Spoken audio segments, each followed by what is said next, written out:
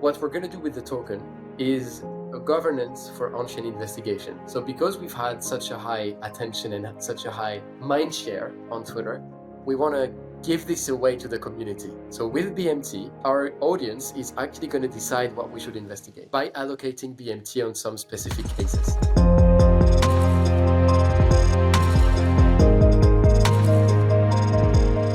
Hey Nico, how are you? Hello Thibaut, I'm good, my friend. Thank you for having me. Thank you for joining the XDC Podcast. Absolutely. As a first disclosure, I will say that so you're the founder of Bubble Map, and Bubble Map is a portfolio company of XDC, which is a Web3 VC out of Dubai, founded by the founder of XDC Network. So we are very excited to have you on the podcast for many reasons. Bubble Map has an amazing traction right now. It's in the news, very useful for all the users in Web3 because of all the investigation you have been doing in the last few months, because of what you're bringing to the community, and because you're going to deploy very soon on XDC. And I was telling you before we started the recording that you must have been very busy last weekend over the Trump meme launch. So tell us a bit more about that, about the launch of your token as well. So we are very excited to hear from you. Absolutely. That was a busy weekend for sure. I can't believe this is Monday. I feel like it's Friday and the weekend is coming, but it's not. So this weekend was insane because, as you said, Trump launched his own meme coin, and that came out as a surprise for everyone. I think nobody was ready, right? Especially a couple of days before his inauguration, that is today, if I'm not mistaken. So for him to do such a bold move, such a brazen launch, one day before his official inauguration was absolutely insane. Nobody could have predicted this. We knew Donald Trump was crypto-friendly. With World Liberty Financial, he already showed some very favorable initiative towards crypto, but launching a meme coin is another level. So he launched his meme coin 2 days ago. I think that was on a Friday. Yeah, the night of Friday to Saturday for one in Europe version. Yeah.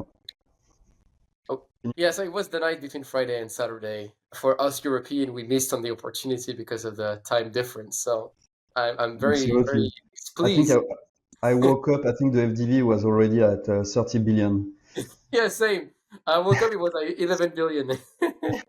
So I was like, what shall we do? Absolutely. But for me, I knew what I had to do. Instead of buying, I opened Bubble Maps and I started to investigate it. I started to investigate because this is what I was disappointed because there was nothing actually shady, right? Like, well, yes, you're right. For once. For once. And it's actually interesting because the distribution on Bubble Maps was showing that one address was holding 85% of the supply. Maybe as a quick reminder, Bubble Maps shows the network of holders of any token and how they're connected. So each bubble represents a holder of the token. The bigger the bubble, the more of the supply you own. And if bubbles are linked, it means they have sent each other funds, meaning they know each other. And if they know each other, then it could be because it's the same team or the same person, or because it's payments to VCs or insiders. It could be many different things. And in this particular case of the Trump coin, the Trump meme coin, we've seen that one address was holding 85% of the supply, one big bubble, and the rest was split. The remaining 15% was split evenly between like public distribution, Meteora, liquidity pool. And we said in our tweet, this bubble map matches with the distribution that is shared on trumpmeme.com.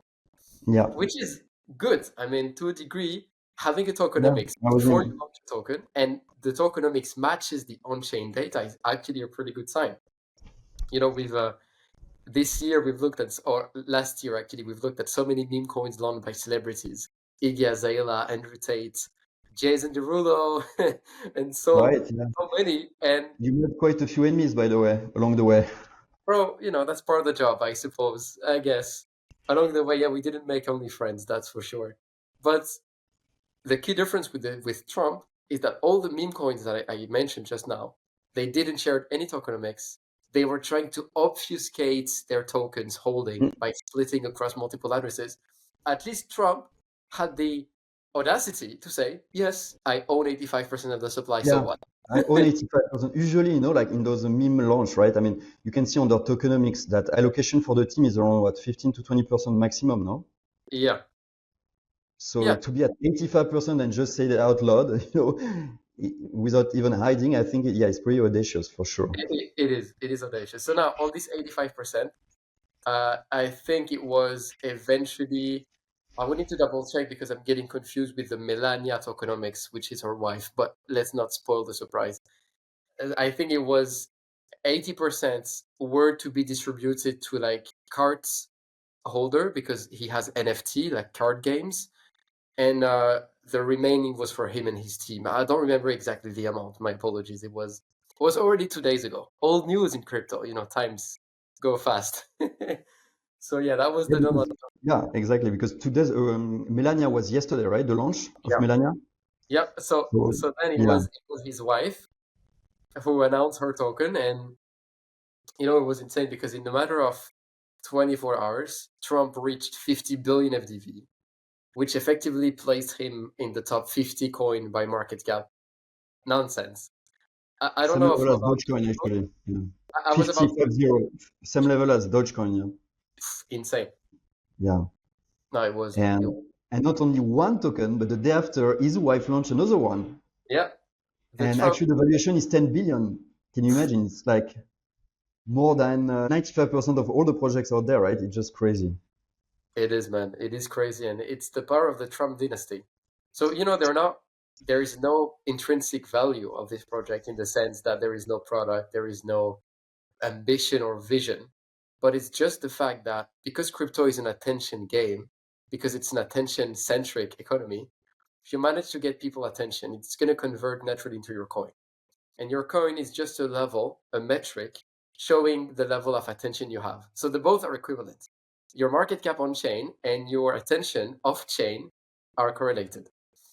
And so that's just how it is. Because Trump has the most attention ever, or he's the man Yeah. with Elon Musk right now. The market just evaluated his market cap to be 50 billion, 70 billion. So that's the game. So every leader of a project should be a KOL first, then launch their own project. I mean, as bad as it sounds, I mean, That, for sure. Like, I think if you're not a KOL yourself, then your company should be an opinion leader. You should make it so your company's voice matters so much that it's going to capture people's attention and it's going to convert into your token. And this is true whether you're a meme coin or a serious token. With Bubble Maps token, BMT, we're not a meme coin, but you bet we made sure that your our community company's token. voice, Yeah. that our incoming token, you bet that we made sure that our company's voice was heard loud and clear, and that we became to a degree a key opinion leader or a leader in our own niche, which is on-chain data. You got to make your voice heard. And if you have the best product out there, but you have no voice and you have no attention, it's not going to work in crypto. Go back in the Web 2. Do something else because you need attention in crypto. That's correct. So you think it's actually not such a bad sign, this launch of the Trump meme coin? It just shows its attention economy, Yeah, and I if every project should be associated with such a loud voice, I mean, and founders should focus on that as much as on their product, right? I think that founders should take this signal seriously, and they should now be aware that crypto is an attention game. They should be aware of this. If you're over optimistic, you can say, "Oh, I'm sad that I want to change these states, and I want crypto to be more fundamentals, to be more product oriented." If you're a politic, I would say if you have if you want to change the state of affairs. But for entrepreneurs, I think what you should be focusing on is the success of your product. Then you should make sure that your company is heard. And yeah, I think I'm trying to look for a word in English, but I don't have it. But it's fine. I just want to say that you got to be pragmatic, and this is what works right now. Trump is showing you that with no product, with no roadmap, with no VC raised, etc., you can get to that crazy numbers, and it's all because of attention. But it's funny as well because before, so you mentioned Andrew Tate, What a Girl, and so on. A lot of influencers try to launch their own token with very little success, I would say, right? It depends what you call successful. Andrew Tate, for example, in the first days of his launch, he had it was not his token. First thing, it was someone else's token Yeah. of that. But in the first days when he started tweeting about this, the token exploded out of nowhere, and it reached crazy market cap, and it reached What was crazy the maximum of the market cap? Remember? in the 500 million. We can talk about him actually because that's a bit more juicy in terms of the token allocation, in terms Yeah. of the transfers between wallets. Tell us briefly what Yeah. you found out. Sure thing. I'll be short and sweet. So essentially, in the case of Andrew Tate, it was not his token. It was somebody else's token called Issa the Cooker. Issa the Cooker on Twitter. He's the one who created Daddy, because all of a sudden Andrew Tate started to promote crypto. All of a sudden on Twitter, he had a meltdown and he started to tweet tickers. And one of them was Daddy. And Daddy was already launched when he started tweeting about this. And we learned after that it was one of his close friends that he played poker with called Issa the Cooker. And what we found in our tweet that was that Issa the Cooker was holding a lot of the supply, split across multiple addresses. Of course, no tokenomics, no transparency at all. And he was selling behind the scenes. He was selling behind everyone's back, leveraging Andrew Tate's notoriety and attention for his own benefit. So himself, he had no attention, but he made sure that his token had attention through Andrew Tate, and he was the one who benefited. So that was the story with Andrew Tate. And that's why I said earlier that Trump made a huge difference, because he came out and he said, look, this is the tokenomics. You can like it or not, but this is what I'm going to do. And he did it. Yeah, true. Full disclosure, I own 85%. If you Yeah, want, exactly. you can buy it if you want. No worries. It's actually, yeah, it's funny because it changed all the rules as well. Like in the last few months, it was all about meme coins. If you want to have a successful meme coin launch, you have to follow certain rules in terms of allocation into the community, to the team, and so on. It just went out there.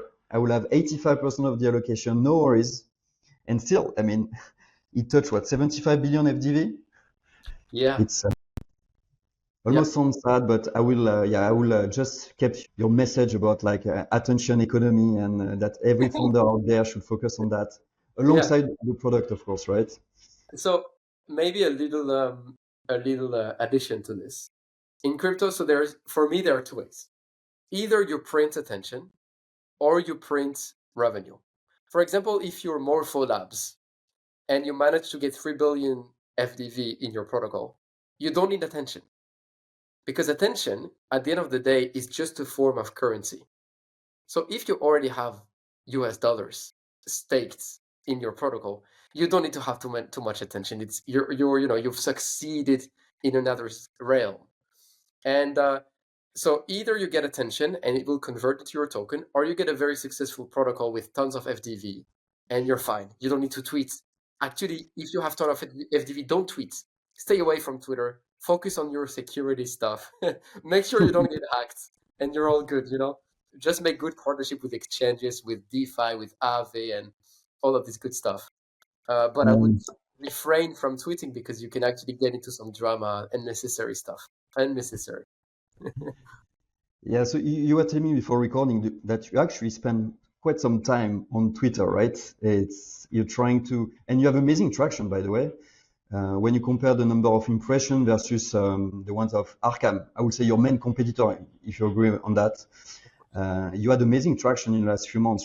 All due to your investigation, I'll say. Anything else that you brought to the table versus Arkham? This is a good question. I think as why we've got such a good traction on Twitter, I would say that one, we pay a lot of attention to what's trending. We never tweet out of the blue something that nobody cares about. We can be compared to a media company. So when there is a big event about Trump, we talk about Trump. When there is a big event about Uniswap, we talk about Uniswap. When there is a celebrity that launched a token, we talk about the celebrity. So in many regards, what you're talking about shouldn't be yourself. You decided what matters. You should actually wonder what the community want to see.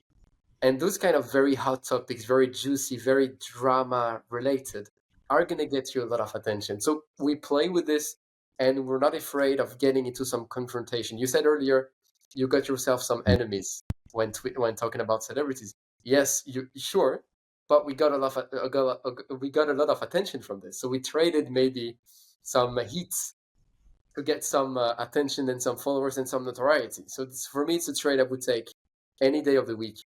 until we're number one.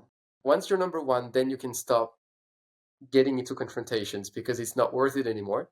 But when you're smaller, it's fine. You can get into some wars because that will sparkle some, some And interesting in this things. very specific space, so who is number one? You will say it's like Arkham right now or With on-chain, on-chain? Yeah. on-chain data, I think could be argued we're number one in terms of attention right now. Like this weekend only, we did 10 million impression on our tweets. So I think it can be argued, but yeah, I would say us and Arkham are in the same tier. Then we have Look on Chain, who's also very good with on-chain data, but there is no project behind it. It's just a Twitter account and Telegram group. I mean, there is no product, intrinsic product. It's just an account. Yeah, I would say this is the two main that comes to mind on Twitter. And you guys launch your own token in the next few weeks. Tell us a bit more like the tokenomics. And I wanted to ask you in terms of AI integration, because I'm sure you must have started thinking about how you can integrate AI into those investigations. I'm sure like in the next few months, people will be able actually to reach out to Bubble Map own AI agents and ask for investigation. But how do you mix this integration to AI with the utility of the token? So that's a very good question. So number one, what we're going to do with the token is a governance for on-chain investigation. So because we've had such a high attention and such a high mind share on Twitter, we want to give this away to the community. So with BMT, our audience is actually going to decide what we should investigate by allocating BMT on some specific cases. So you can think of this as a investigator as a service using BMT. And the reason why we did this is because there are so many cases out there. Sometimes it's hard to know what the community really want to see and what they really want to shed light on. So that's the idea behind this Intel desk. Because for 3 years, we've been doing investigations, and it's been only our team, our on-chain detective, deciding what's going to be the hot topic, what we should look into. But we receive so many requests all day, every day, dozens of requests. And, for us, that was a fun idea to say, all right, you know what? You want us to look into something? Go vote. Go vote. This is your platform. And let's see what's going to be yielded out of So it. there would be like vote every week, or how does he? So How do you say it's that? based on a weekly cycle, meaning that Okay. every week we reallocate our on-chain detective resource because, of course, you need to spend time of some of these cases. You cannot just spend 3 hours and then go to the next one. Some of them do take time. But so usually it's going to be working on a weekly basis. And then for some very hot case like Trump, we would have some exclusive reallocation, I suppose. Like if a case goes quickly up the rank, we won't wait for the next week to start the investigation. We'll start working on it right away. This will be some case by case event. We'll see with the actual product how it's going to work. The product is not out there. It's not live Mm. yet. So we're very excited to see how it's going to play out and how we're going to use this. It's still a lot of things are yet to be built and yet to be stress tested. We'll see. And on your second questions regarding AI agent, the one thing we have in mind so far, of course, we've been following the rise of AI agent and AI 16Z and virtuals. All of this is insane. What we want to do is have AI models to help with data interpretation on the cluster. Because when you look at a bubble map, you don't really know what a cluster means at first glance. It could be anything. It could be the team paying the Mm. employee. It could be VC receiving tokens. It could be a launchpad. It could be somebody hiding from us. And actually, with a very good degree of certainty, based on AI interpretation, we could say, hey, this is team wallets, or this is VC, or this is insiders. So that would be a very fun exercise at some point to add this level of interpretation on the top. Granularity, you can say from, if it's VC, if it's like a different entity, right? Yep. By the way, so what's on the roadmap for Bubble Map? You have a token launch in the next 2 weeks. Yep. What else? Like deployment to other chains like XDC as well. Loot day. So what else on the roadmap? Yeah, so I think right now all our energy is focused on the launch. Obviously, this is pivotal moment, pivotal milestone for our company. So we're focusing on this. After the token is launched, we'll be focusing our efforts in improving the Intel desk with the help of the community's feedback, trying to make this a super powerful platform and very much alive and a powerful force to be reckoned with. On the BabbleMaps V2, we're going to add other chains like XDC, like some others that we've been working with. Those AI interpretation model that we want to work on as well. And yeah, I would say keep on with the very strong presence on Twitter, becoming a real investigative force. Yeah, that's following on our trajectory, I would say.